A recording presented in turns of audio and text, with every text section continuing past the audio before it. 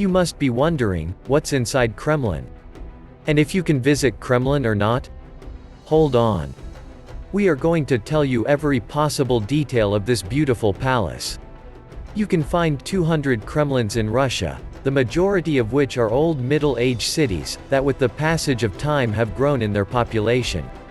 The word, Kremlin, means the strength or fortified city. The Grand Kremlin Palace Moscow is famous for becoming synonymous with the government of Russia, just like that of the White House in the United States. The Kremlin is built on a large territory of 27 hectares. And a large part of it is reserved for tourists. Let's jump into some interesting facts about this palace. The Kremlin is one of the iconic buildings in Russia, found in the Red Square, and it's known as the true symbol of Russia. It is the largest active fortress in Europe, consisting of 5 palaces and 4 cathedrals.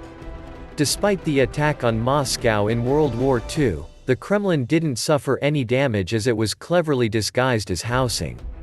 It was painted and decorated with fake windows and doors, and the stars were turned off from shining. The 5 stars you see on the top of Kremlin weigh 1 ton each and are made up of royal stone, ruby, to enhance its shine. But the stars on the top of the Kremlin were not always there. The Kremlin towers were topped with 2-headed eagles. In 1935, the Soviet government melted these down and replaced them with stars. The Tsar bell, which was said to be the largest enormous bell in the world, weighed 216 tons and had a diameter of 6.6 meters but was broken down during a fire. In 1990, Kremlin along with Red Square was elected as a UNESCO World Heritage Site. The Grand Kremlin is completely changed from what it was before. It was the first wooden building and used to be a city itself, surrounded by towers, battlement, and ramparts. There are 20 Kremlin towers with separate names except for 2, and they are called, the first unnamed, and the second unnamed. The tallest and largest one is called Troitskaya, standing 80 feet tall, while the most recognizable one is the clock tower called Spasskaya. So yes, you can visit the Kremlin Palace. But there are 2 types of tickets.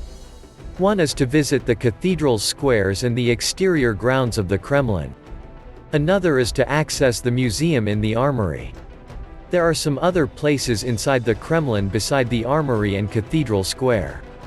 It houses other buildings which you can visit as well, but under certain conditions. The Grand Kremlin Palace is closed on Thursdays, but I would suggest you visit this palace because without visiting it, your trip to Russia would be incomplete.